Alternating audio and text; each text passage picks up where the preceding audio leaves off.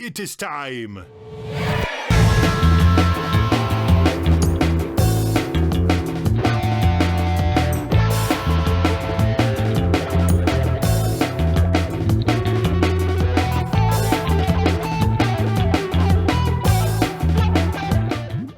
Hey, everybody. Thanks you for joining us here on Galaxy Jams Reacts. We got our special guest, Jake Vanaman from Kendall Street Company, and we're very glad to have him here today.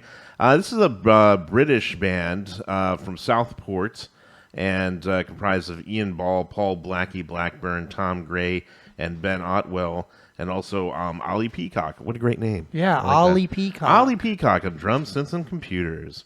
This band has 3 different singers and 4 songwriters, so they were prolific in their day, and they're still active as of today. It's weird. I signed up for their mailing list while I was looking up the song. I was like, yeah, I forgot I haven't been on the mailing list in a while, and their mailing list was out of Charlottesville. So they're pretty close by. But they're from England. So I don't know. Now I'm thinking, are they out of Charlottesville now? Because I saw them in Charlottesville a long time ago, during this tour from this album at when what's the name of that brewery there? Star Hill. Yeah, when Star Hill had their own venue. I remember that. It was a great venue. It held like a couple hundred people. Right. And we got to see these guys, and they were They awesome. were pushing it for a while, Right. and then they just stopped. So here, Galaxy Jams Reacts. Let's check it out. It's Gomez from Liquid Skin. This one's Las Vegas Dealer. EJ's been trying to put this song on the list for the past like 8 or 9 shows, actually. You'll find out why.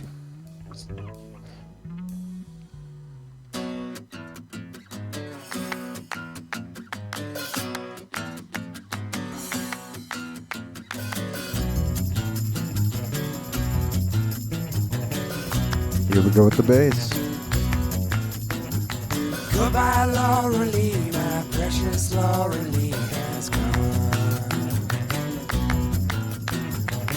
So I love that guy's voice. Now, won't be back today or tomorrow.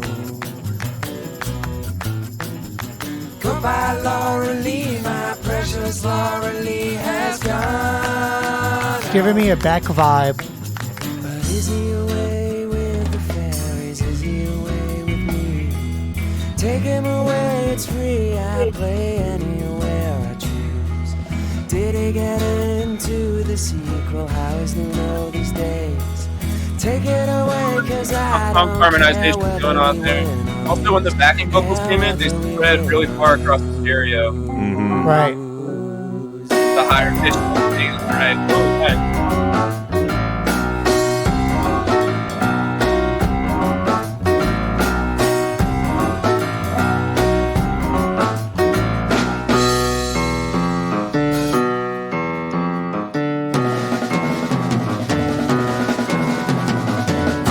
Chips are down, my precious chips are almost gone.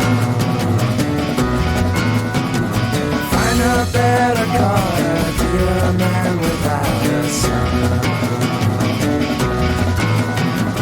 Put it all on one, I feel like number one is on now. But is he away with the fairies? Is he away with me? Take him away. It's free, I play anywhere I choose. Did he get into the sequel? How does he know these days? Take it away, cause I don't care whether we win or lose. Yeah, whether we win or lose. So what do you think there? What do you think, Jake? That's pretty great. So, what is the name of the band again? Is the name of the band is Gomez? Gomez, yeah. Gomez is the name of the band. Yeah. That I love the rhythm changes in there. It's Yeah. It was so all over the place. Yeah. It really reminded me of I was thinking this is like an apex of indie, folk, and rock. Yeah, all I can in hear the that. same intertwining genre. And I just also want to say the drummer was really, really interesting, doing some, off the wall things, very, very unconventional, taking some liberties and driving the song in many, many different directions. Yeah. Yeah, I was reading that they get compared a lot. You said Beck. They get compared a lot to Beck, the Grateful Dead, Pearl Jam. A bunch of mixtures of other things, too, because their music kind of goes all over the place. They're just a band that writes really good songs, really good melodies, and has lots of cool changes. And How'd you find them? back in the day, I used to play them on the radio when I was a DJ. I found them that way. Nice. Yeah. So Jake, what were you talking about with the harmon? You said something about a harmonizer or something?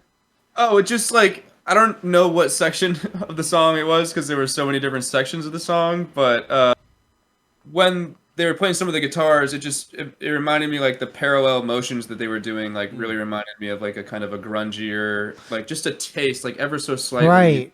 Get there, and then they would bring it back to like a happier ish feel. Yeah. You know, to put it like vaguely, I suppose.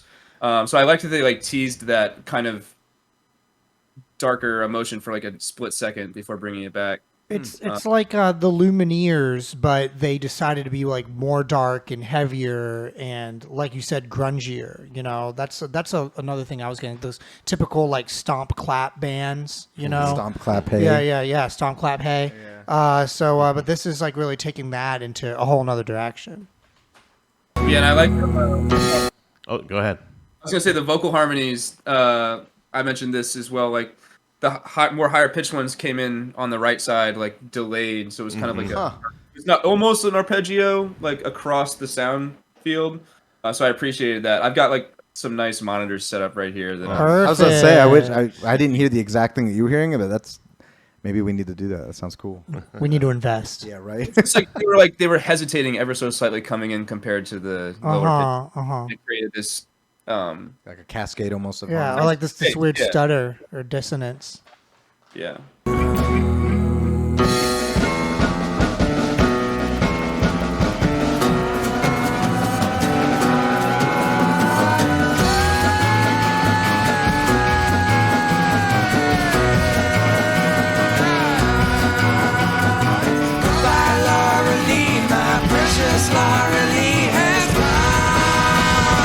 Ooh. The rhythm change.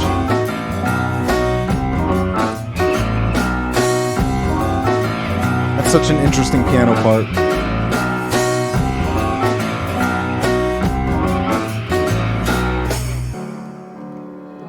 Kind of broke into a waltz there.